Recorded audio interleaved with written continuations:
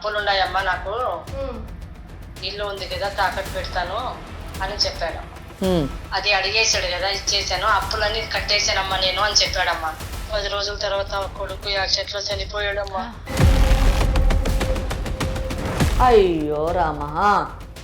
కొడుకు కార్యక్రమంలో ఉన్నామమ్మ నేను. కానీ ఒక ఆయన వచ్చి ఇల్లు ఖాళీ చేయాలని చెప్పాడమ్మా.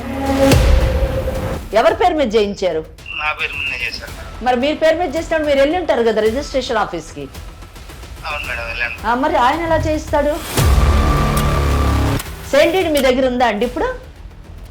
ఉంది మేడం. మీరు సేల్ డీడ్ తీసుకొని మీరు ఒక్కసారి సుమన్ టీవీ ఛానల్కి రావాలండి. మేడం మీకు బాగా తెలుసు ఆ ప్రాపర్టీ రిజిస్టర్ కాలేదు. ఒకవేళ రిజిస్ట్రేషన్ అయితే అది క్యాన్సిలేషన్ అవుతుంది. ప్లస్ మీరు చీటింగ్ చేశారు కాబట్టి, లేదా ఏమైనా సంతకాలు ఫోర్జరీ చేసి ఉంటే ఫోర్జరీ కేసులో కూడా మీరు పడతారు. ₹1,00,00,000 ఉన్నటువంటి ఆస్తిని 37 లక్షలకి ఫ్రాడ్ డాక్యుమెంట్స్ క్రియేట్ చేసి కొట్టేయాలంటే చూస్తూ ఎవరు ఊరుకోరు. 3 ఆడవాళ్ళు బిక్కుబిక్కుమంటూ ఉన్నారు అంటే మీరు మొదటి నుంచి ఆ ఇల్లు కొట్టేయడానికి సిద్ధంగా ఉన్నారన్నమాట. ఇంట్రెస్ట్ బిజినెస్ చేస్తానంటున్నారు. ఫస్ట్ ఆఫ్ ఆల్ మీకు ఇంట్రెస్ట్ బిజినెస్ చేయడానికి లైసెన్స్ ఉందా అండి? మీ కొడుకు కంటే తప్పులు మీవి. మీ పెంపక లోపం వల్ల మీరు ఇంత దరిద్రంగా పెంచారు కాబట్టి సమాజానికి ఒక చీడ పురుగును అందించారు మీరు.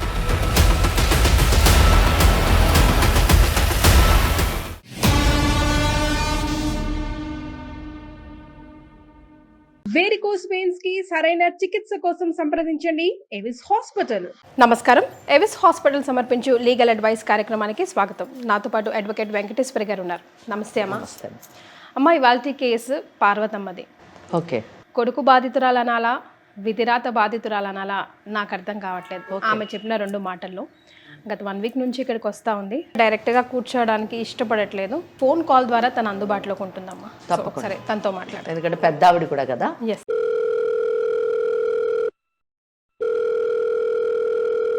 హలో. హలో, ఎవరమ్మా? నమస్తే అండి, నేను లీగల్ అడ్వైస్ నుంచి కాల్ చేస్తున్నాను, సుమన్ టీవీ. మీరు మొన్న వచ్చారు కదమ్మా, వెంకటేశ్వర గారితో మాట్లాడాలన్నారు కదా. అవునమ్మా. రైట్. అమ్మ నాతో పాటు ఉన్నారు. ప్రాబ్లమ్ని క్లియర్గా డిస్కస్ చేయండి. మీ బాబుతో సమస్య అన్నారు. అవునమ్మా. ఏమైంది అమ్మా? నా పేరు పార్వతమ్మ. ఓకే. నేను, మా ఆయన, బాబు ఉండేవారమ్మా. మా ఆయన గవర్నమెంట్ ఎంప్లాయీ. మంచిగా పెంచాము కొడుకునైతే. చదువుకుంటాడు అనుకున్నాం మేము. ఓకే. కానీ వాళ్ళ డాడీ గారభంగా పెంచి డబ్బులు ఇచ్చి వాడిని ఇచ్చేసాడు. వాడు కాలేజీ మానేసి తిరగడం, తాగడం. అతి గారభం వల్ల చెడిపోయారు అంటారు ఒక మాటలో చెప్పాలంటే. అవునమ్మా. అయితే ఏమైంది ఇప్పుడు? ఇప్పుడు వాళ్ళ డాడీ 5 ఏళ్ళు అవుతుందమ్మా, చనిపోయాడు. ఓకే. ఇక్కడ అప్పులు చేశాడు. ఎవరు చేశారు? కొడుకమ్మా. ఓకే. ఆయన చనిపోయిన తర్వాత? ఓకే. వాళ్ళ డాడీ ఉన్నప్పుడు డాడీ ఇచ్చేవాడు, మంచిగా ఇచ్చి డబ్బులు ఇచ్చేసేవాడు. దేనికి డబ్బులు ఇచ్చేవారు? తిరిగేదానికి. నేను జాబ్ చేస్తాను, సొంతంగా ఏమో బిజినెస్ పెట్టుకుంటానని చెప్పి వాళ్ళ డాడీతో ఇప్పించుకునేవాడమ్మా. అంటే ఎంత? మీ వారు ఏ డిపార్ట్మెంట్ లో చేసేవారు? గవర్నమెంట్ ఎంప్లాయీ అన్నారు కదా. బిహెచ్ ఛానల్ అమ్మా. బిఎస్ఎన్ఎల్ లో పనిచేసేవారు. ఓకే. ఓకే. బిజినెస్ చేస్తారంటే ఏ బిజినెస్ చేస్తానని అనేవాడు? అంటే చెప్పేవాడు కాదమ్మా, చేస్తాను అని ఇప్పించుకునేవాడు. అవును. ఎంత డబ్బు మటుకు ఇచ్చారు మీ వారు? తెలియదమ్మా. చెప్పేవాడు కానీ లక్షలు ఇస్తానని చెప్పలే. ఏమో 5,000 10,000 ఖర్చుకి ఇస్తాను బాబుకి అని చెప్పేవాడు. ఆ తర్వాత ఆయన చనిపోయిన తర్వాత ఈయన అప్పులు చేయడం మొదలెట్టాడు. ఇప్పుడు అప్పులు చేయడం మొదలు పెట్టాడమ్మా. ఓకే. కానీ ఒక రోజు వచ్చి నాతో మాట్లాడాడమ్మా. అమ్మ, నేను మారిపోతున్నాను, మంచిగా ఉంటాను, మిమ్మల్ని చూసుకుంటాను. ఎంత ఉంటుంది వయసు? 35 ఏళ్ళమ్మా. పెళ్ళయిందా? అదే ఇట్లా తిరిగేదానికి చేసేదానికి పెళ్లి చేస్తే బాగుపడతాడని అనుకున్నామమ్మా మేము. చేశారు పెళ్లి? పెళ్లి చేసామమ్మా. పిల్లలు ఉన్నారా? ఒక పాప ఉంది. ఏం ఉద్యోగం చేస్తున్నాడు పెళ్లి చేసే టైంకి? ఇట్లా చేస్తే నా ఫ్యామిలీ ఉంటే మంచిగా ఉంటాడేమో అని. అంటే పెళ్లి చేసే టైంకి ఉద్యోగం లేదు? ఏమి లేదమ్మా, కానీ మారలేదమ్మా వాడు. అదే మొదలు పెట్టాడు. మరి మన కాడ లేదంటే కూడా వేరే కాడ అప్పులు తీసాడు. చేసి ఒక రోజు నా కాడ వచ్చి మాట్లాడాడమ్మా. ఏమని? అమ్మ, నేను మారిపోతున్నాను, నాకు ఫ్యామిలీ ఉంది కదా, మంచిగా చూసుకుంటాను, డాడీ అయితే వెళ్ళిపోయాడు కదా, ఈ ఇల్లు ఉంది కదా మనకి, ఇల్లు తాకట్టు పెట్టి అప్పులన్నీ కట్టేస్తానమ్మా అన్నారు. సరేలే, కొడుకే కదా, మారుతాడేమో, మంచిగా ఉంటాడేమో, చూసుకుంటాడేమో అని అనుకున్నామమ్మా. సరే నాన్న, మారిపోయా కదా, మంచిగా చూసుకో, అని చెప్పాను. మరి ఇట్లా అప్పులు ఉన్నాయమ్మా నాకు, ఇల్లు ఉంది కదా తాకట్టు పెడతాను అని చెప్పాడమ్మా. అది అడిగేశాడు కదా, ఇచ్చేసాను, అప్పులన్నీ కట్టేశానమ్మా నేను అని చెప్పాడమ్మా. అప్పు కట్టుకున్నానని సంతోషంగా ఉన్నామమ్మా. 10 రోజుల తర్వాత కొడుకు యాక్సిడెంట్ లో చనిపోయాడమ్మా. అయ్యో రామా. కొడుకు కార్యక్రమంలో ఉన్నామమ్మా మేము. కానీ ఒక ఆయన వచ్చి ఇల్లు ఖాళీ చేయాలని చెప్పాడమ్మా. ఎందుకు? కొడుకు ఆ ఇల్లు అమ్మేసి వాళ్ళకి అప్పులు పెట్టాడంట. అయ్యయ్యో. తర్వాత ఏమైంది? ఆయన వచ్చి ఇల్లు ఖాళీ చేయండి అమ్మా అన్నాడు. ఏం చేయాలో మాకు అర్థం కాలేదమ్మా. కాగితాలు ఏమన్నా చూపించాడా? చూపించాడమ్మా. ఏం కాగితాలు చూపించాడు? ఇట్లా డబ్బులు తీసుకున్నానని చూపించారమ్మా. డబ్బులు తీసుకున్న కాగితాలు. ఓకే. అంటే అప్పులాగా తీసుకున్నాడా, ఈ ఇల్లే అమ్మేశాడా? అప్పులాగా తీసుకుని వాళ్ళు ఇల్లు తర్వాత తీసుకున్నాడు. ఇప్పుడు ఇంతగా మీరు ఆ ఇంట్లో ఉన్నారా బయట ఉన్నారా? ఇంట్లోనే ఉన్నామమ్మా. ఇంట్లోనే ఉన్నారు. ఇప్పుడు ఏంటి పరిస్థితి?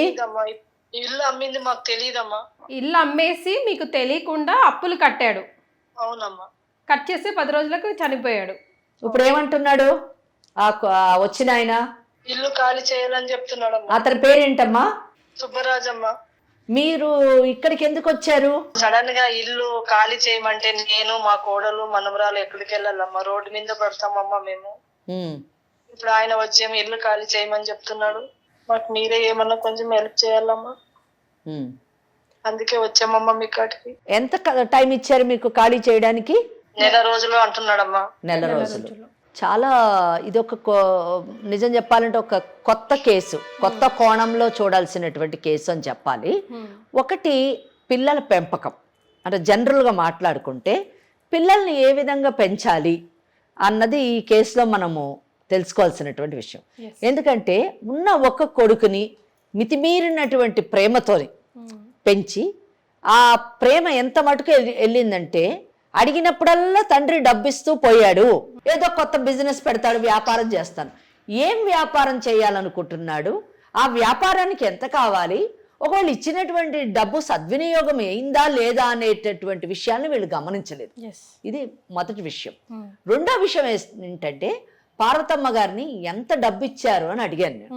అడిగితే ఏమోనమ్మా నాకు తెలియదు, నాకు అవగాహన. అంటే తల్లి కూడా నిజం చెప్పాలంటే ఉన్నది ఒకడే కొడుకు.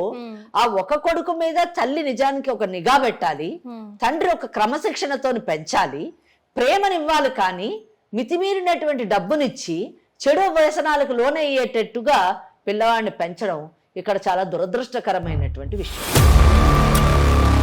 తన బాధ్యత కూడా తీసుకోలేనటువంటి పరిస్థితిలో ఆయనకు పెళ్లి చేయడం ఎంత దురదృష్టకరం అండి.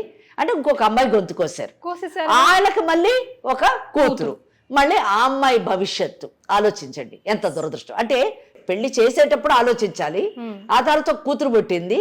ఇంకా మూడో అంశం వచ్చేసరికి ఎప్పుడైతే భర్త చనిపోయాడో ఆ భర్త చనిపోయిన తర్వాత అయినా ఈ పిల్లవాడికి బుద్ధి వచ్చి నా తల్లి ఉంది, నా భార్య ఉంది, నా కూతురు ఉంది, 3 ఆడవాళ్ళు, వీళ్ళని పోషించాలి అనేటటువంటి ఆలోచన కలిగేటట్టుగా చేయకుండా ఆ ఇల్లు ఏదో ఉంది, ఆ ఇల్లుని నేను తాకట్టు పెట్టుకుంటానంటే తల్లి ఏమనకుండా ఏం ఆలోచించకుండా ఆ ఇల్లుని తాకట్టు పెట్టుకోమని చెప్పడం.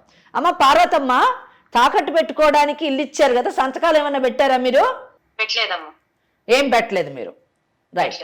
ఎంత మటుకు మరి వీళ్ళకి మనము న్యాయం చేయగలము, మరి వీళ్ళకి రక్షణ కలిగించగలము, లేదా సలహా ఇవ్వగలము, సూచన ఇవ్వగలము అన్న విషయం మనము ఎవరైతే ఎవరు సుబ్బరాజు అని చెప్పింది ఆవిడ, ఆ సుబ్బరాజుతో ఒక్కసారి మాట్లాడి పరిస్థితి ఏంటి. ఎందుకంటే ఈ కేసులోని చట్టపరంగా సూచన సలహా ఇవ్వడానికి నాకు సరైనటువంటి క్లారిటీ అయితే రాలేదండి.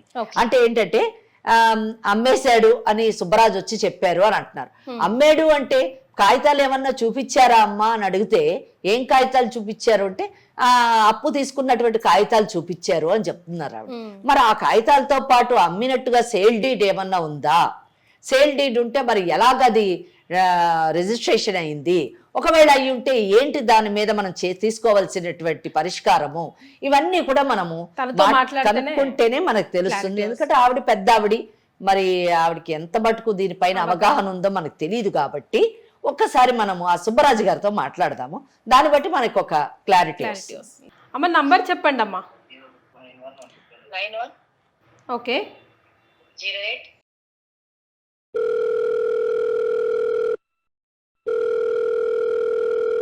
హలో హలో, నమస్తే అండి, సుబ్బరాజు గారా? అవును మేడం. మీరు ఎవరండి? నేను సుమన్ టీవీ లీగల్ అడ్వైస్ నుంచి కాల్ చేస్తున్నాను సుబ్బరాజు గారు. నాకెందుకు కాల్ చేశారు మేడం? ఎస్, మీకు ఎందుకు కాల్ చేశానంటే రీసెంట్గా పార్వతమ్మ అనే ఆవిడ కొడుకు చనిపోయారు. అంతకుముందు వాళ్ళ ప్లేస్ ఏదో మీకు పై రాసిచ్చారు, మీ పేరు మీద రాసిచ్చారని నాకు విన్నాను. దాని మీద ఒక క్లారిటీ లేదు మాకు, ఒకసారి క్లారిటీ తెలుసుకుందామని. పార్వతమ్మ గారి అబ్బాయి వచ్చేసి అతని పేరు కళ్యాణ్ మేడం. ఓకే. అతను నా దగ్గర గత 10 సంవత్సరాల నుంచి అమౌంట్ తీసుకునేవాడు, ఇచ్చేవాడు మేడం, కట్టేవాడు. ఓకే. 10,000 20,000 అట్లా అట్లా తీసుకొని ఇచ్చేవాడు. ఓకే. అట్లా అట్లా కొంచెం కొంచెం పెంచుకుంటా అది కాస్త లక్షల్లోకి వెళ్ళిపోయింది మేడం. అట్లా తీసుకుంటూ దగ్గర దగ్గర ఎంత అయిందంటే 12 లక్షలు అయింది మేడం. 12 లక్షలు అప్పు అయింది.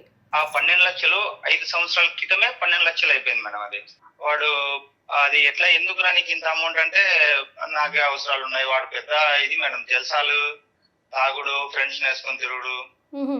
ఆ డబ్బులు అంటే కేరే లేదు వాడికి. మనకి ఉన్నాయి అడిగేవాడు, సో మనకు కరెక్ట్ టైంలో కడుతున్నాడు కదా అనేసి మేము కూడా ఇచ్చేవాళ్ళం మేడం. మేము అడిగేవాళ్ళం కాదు ఎందుకు ఏంటి అనేసి. అంటే మీకు తెలుసు జలసాలకి యూజ్ చేసుకుంటున్నాడు, తన కుటుంబానికి ఉపయోగపడేది కానీ తెలుసు, అయినా స్టిల్ మీకు ఇంట్రెస్ట్ వస్తుంది కాబట్టి మీరు ఇస్తా పోయారు. మీ డబ్బు మీకు రిటర్న్ వస్తుంది కాబట్టి వాడు ఎట్టబోతే నాకెందుకు, నా డబ్బు నాకు వస్తుంది కదరా నాయన అనుకున్నారు మీరు, అంతేనా? మేడం అంటే నాకు ఇన్ టైంలో తీసుకొచ్చి ఇచ్చేవాడు మేడం. నా దగ్గర వచ్చేసరికి వాడు పర్సనల్ గా దేనికి యూజ్ చేస్తున్నాడో తెలియదు, కానీ బయట తెలిసింది బట్టి ఏంటంటే వాడు వేస్ట్ గా తిరుగుతుంటాడు, ఇట్లా ఖర్చు జల్సాలు చేస్తుంటాడు అనే విషయం తెలుసు. రైట్. నాతో పాటు వెంకటేశ్వరి గారు కూడా ఉన్నారు, అడ్వకేట్. ఆ అమ్మ కూడా మీ మాటలు వింటా ఉన్నారు. Okay madam. సుబ్బరాజు గారు, మీరు బిజినెస్ ఏం చేస్తారండి? మేడం మేము డబ్బులు ఇట్లా రియల్ ఎస్టేట్ చేస్తాను, ప్లస్ ఇట్లా ఇంట్రెస్ట్ కి ఇట్లా అమౌంట్ ఇస్తాను మేడం.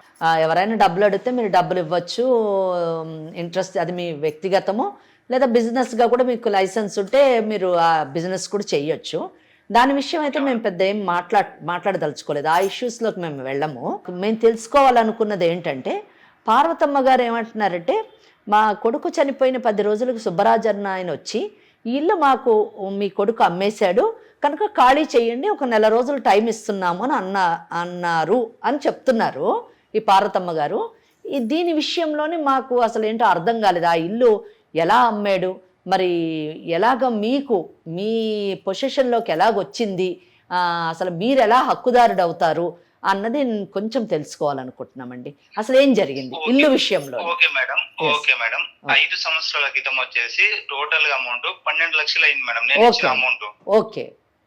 ఆ అమౌంట్ 5 సంవత్సరాలకి మొత్తం టోటల్ ఇంట్రెస్ట్ కలిపి 32 lakhs అయింది మేడం. Okay, 32 lakhs. ఇప్పుడు దాని వాల్యూ ఎంత ఉంటుందండి? దాని వాల్యూ ఉంటది మేడం, బానే ఉంటది. కానీ ఇంకా నేను అడిగేసా మేడం, నాకు ఇట్లా అమౌంట్ కావాలి, చాలా రోజులు అవుతుంది, నాకు కంపల్సరీ ఇట్లా కావాలి అమౌంట్ అనేసి నేను మామూలుగానే అడిగేసా మేడం. ఓకే.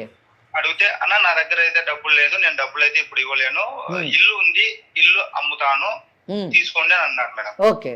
సరే, నాకు కూడా డబ్బులు కావాలి కదా అనే ఉద్దేశంతో నేను, నాకు యాక్చువల్ గా ఇల్లు తీసుకునే ఉద్దేశం లేదు, బట్ నా డబ్బులు రావాలి కాబట్టి నేను రికవరీ చేసుకోవాలి కాబట్టి సరే తీసుకుంటాను అని చెప్పాను madam. Okay.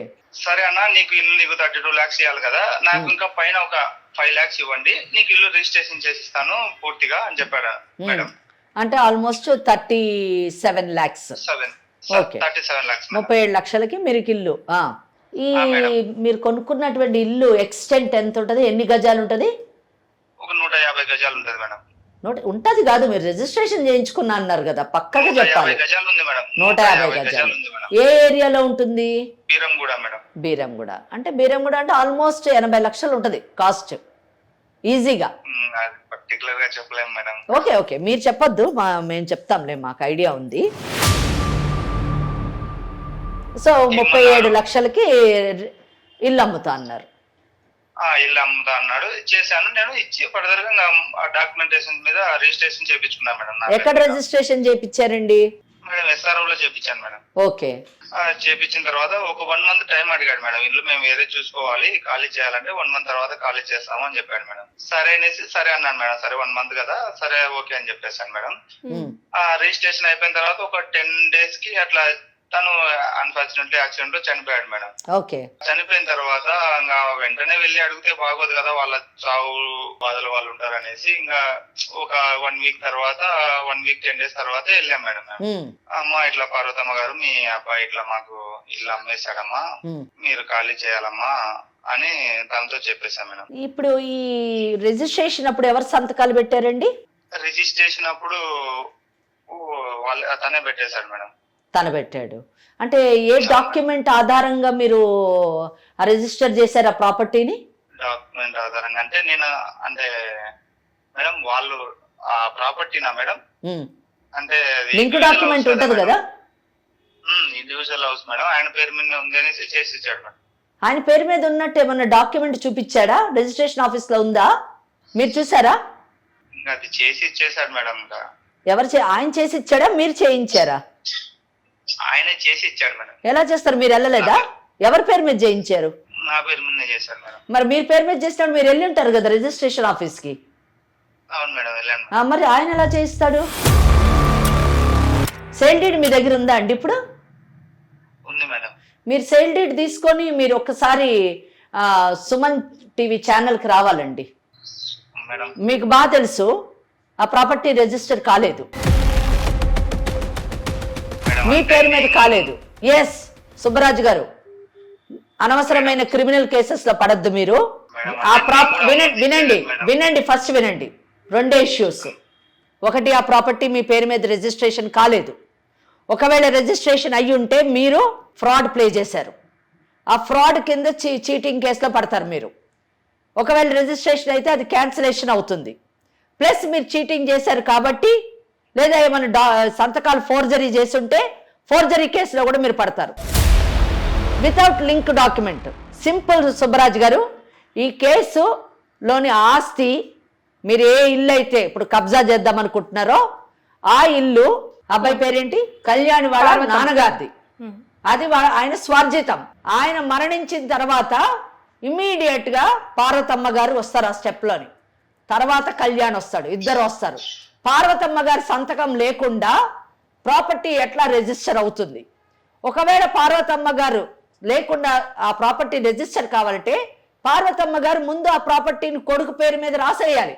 Either will deed అన్న చేయాలి, సేల్ డీడ్ అన్న చేయాలి, లేదా గిఫ్ట్ డీడ్ అన్న చేయాలి. ఈ డాక్యుమెంట్, ఈ లింక్ డాక్యుమెంట్ మీద మాత్రమే మీకు రిజిస్ట్రేషన్ అవుతుంది. కనుక సంథింగ్ ఫ్రాడ్ ఇందులో జరిగింది. ఆ ఫ్రాడ్ ఏంటో మాకు తెలుసు.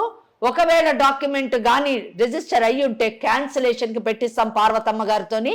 మీరు 80 లక్షలు, ఆల్మోస్ట్ 80 నుంచి ₹1,00,00,000 ఉన్నటువంటి ఆస్తిని 37 లక్షలకి ఫ్రాడ్ డాక్యుమెంట్స్ క్రియేట్ చేసి కొట్టేయాలంటే చూస్తూ ఎవరు ఊరుకోరు. నేను మర్యాదగా చెప్తున్నాను సుబ్బరాజు గారు, మీరు సుమన్ టీవీ ఛానల్కి రండి, డాక్యుమెంట్ తీసుకొని రండి. ఉంటే ఆ డాక్యుమెంట్లో ఏమి తప్పిదం జరిగిందో చూస్తాను నేను. లేదు డాక్యుమెంట్ లేకపోతే నిజాన్ని ఒప్పుకోండి, సెటిల్మెంట్ చేద్దాము. సెటిల్మెంట్ చేసి మీ అప్పే కదా కావాలి, మీ అప్పు 12 లక్షలు అన్నారు, 12 లక్షల నుంచి 32 లక్షలు ఇంట్రెస్ట్ చేశారు. కనుక ఆ డబ్బు అయితే వీళ్ళు తీర్చలేరు. ప్రాపర్టీని మీకు ఇప్పించడానికి ట్రై చేస్తాం, బ్యాలెన్స్ అమౌంట్ వాళ్ళకి ఇవ్వండి, ప్రాపర్టీ తీసుకోండి. ఈ కేసులు అయ్యేంత మటుకు ఇంజెక్షన్ తీసుకుంటామో వాళ్ళు ఆ ప్రాపర్టీలోనే ఉంటారు, ప్రాపర్టీ నుంచి కదలరు. ఆలోచించుకోండి, సెటిల్మెంట్ చేసుకోండి, మీడియేషన్కి రండి. అసలు ఫస్ట్ ఆఫ్ ఆల్ ఇందాక మేడం అన్నట్టు అటువంటి వాడికి మీరు డబ్బులు ఇవ్వకూడదు. ఏం చూసి ఇచ్చారండి?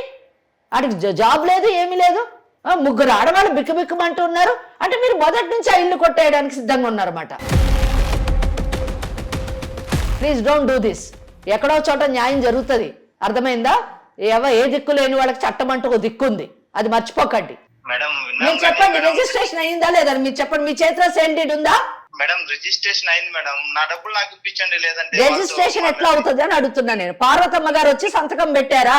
పార్వతమ్మ గారు పెట్టలేదు మేడం, కానీ వాళ్ళ అబ్బాయి పెట్టి ఎట్లా చేస్తాడు? అబ్బాయిది కాదు ప్రాపర్టీ, అబ్బాయిది కాదు ప్రాపర్టీ.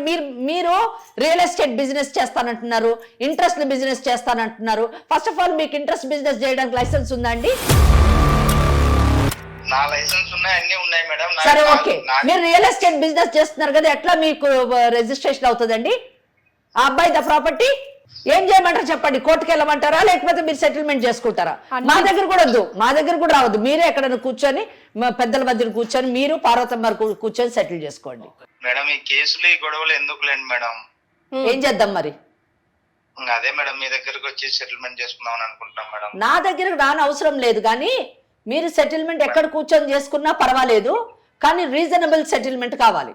అంతేగాని మీరు ఇచ్చిన డబ్బుకి వడ్డీ మీద వడ్డీ, వడ్డీ మీద వడ్డీ, చక్కెర వడ్డీలు వేసేసి 100% నేను చెప్పగలను మీకు లైసెన్స్ లేదు ఇంట్రెస్ట్ బిజినెస్ చేయడానికి. లైసెన్స్ ఉంటే నేను అడుగుతున్నాను, ఏదండి మీ బ్యానర్? ఏ బ్యానర్ మీద మీరు ఇంట్రెస్ట్ బిజినెస్ చేస్తున్నారు?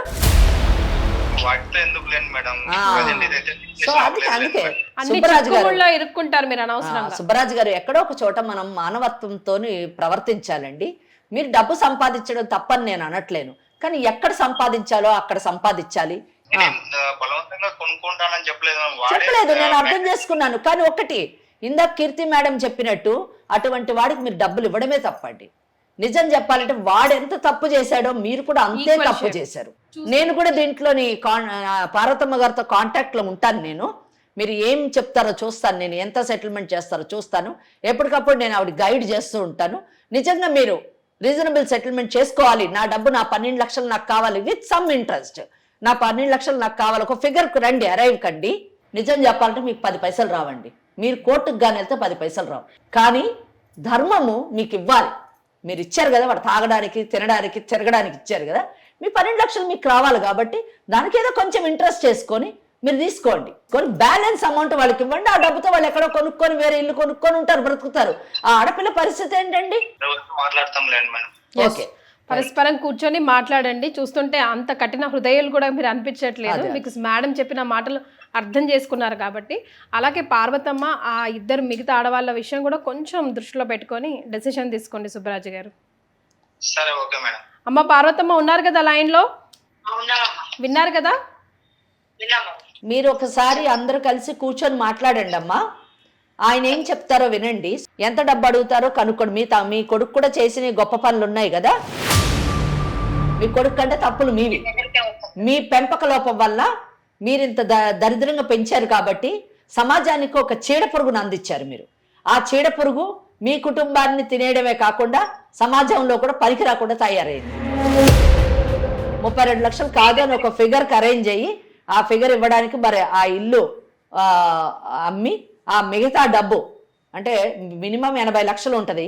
12 లక్షలు అంటే 15 లక్షలు ఇచ్చినా కూడా మీకు ఒక 65 లక్షలు వస్తుంది. ఆ 65 లక్షలు తీసుకొని ఎక్కడైనా ఇల్లు కొనుక్కొని మీ మనవరాలు భవిష్యత్తుని తీర్చిదిద్దండి. వీలైతే మీ కోడలకు ఇంకో పెళ్లి చేయండి. అంతేగాని వాళ్ళని మళ్ళీ మీ నెత్తి మీద పెట్టుకొని వాళ్ళని బాధ పెడుతూ ఉండొద్దు. అసలు మొదట మీరు మీ పనికి మాలిన కొడుక్కి ఆ పిల్లని పెళ్లి చేయడమే తప్పు. మీది తప్పు, ఆ తల్లిదండ్రులది కూడా తప్పండి. చాలా దురదృష్టకరం. 2 ఆడవాళ్ళ జీవితాలు రోడ్డు మీద వేశారండి. అర్థమైందమ్మా? అర్థమైందా నేను చెప్పింది? మీకు ఏ డౌట్ ఉన్నా, ఏ ప్రాబ్లం ఉన్నా తప్పకుండా లీగల్ అడ్వైస్ ఇక్కడికి రండి. నేను అవకాశం ఉన్నప్పుడల్లా మీతో మాట్లాడి ఈ సమస్యని సాల్వ్ చేయడానికి ట్రై చేద్దాం. సంతోషం అమ్మా. ఓకే అమ్మా, ఓకే. తనకు అర్థమైంది కాబట్టి, బికాజ్ ఆయన కూడా రియల్ ఎస్టేట్లో ఉన్నారు కాబట్టి, మిమ్మల్ని మభ్యపెట్టలేడు కాబట్టి ఇది ఇలా ఎండ్ అయిందమ్మా. ఇటువంటి కార్యక్రమాలు ఉండడం వలన పార్వతమ్మ గారు లాంటి వాళ్ళు రాగలిగారు. ఆమెకు జరిగినటువంటి అన్యాయాన్ని కానివ్వండి, మోసాన్ని కానివ్వండి, ఆమె ఈరోజు ఎదుర్కొనేటటువంటి అవగాహనని ఆమె పొందారు. అలాగే సుబ్బరాజు గారు లాంటి వాళ్ళు కూడా మనం ఒక చట్టానికి విరుద్ధంగా ఏమైనా పనులు చేస్తే చట్టం తప్పకుండా తన యొక్క పనిని తాను చేసుకుంటూ వెళుతుంది అనేటటువంటి మెసేజ్ని మనము ఇవ్వగలిగాం. హోప్ పార్వతమ్మ గారికి తప్పకుండా న్యాయం జరుగుతుంది అని అనుకుంటున్నాను. Thank you so much ma'am. నమస్కారం. ఇది ఇవాల్టి లీగల్ అడ్వైస్. వేరికోస్ వెయిన్స్ కి సరైన చికిత్స కోసం సంప్రదించండి ఎవిస్ హాస్పిటల్.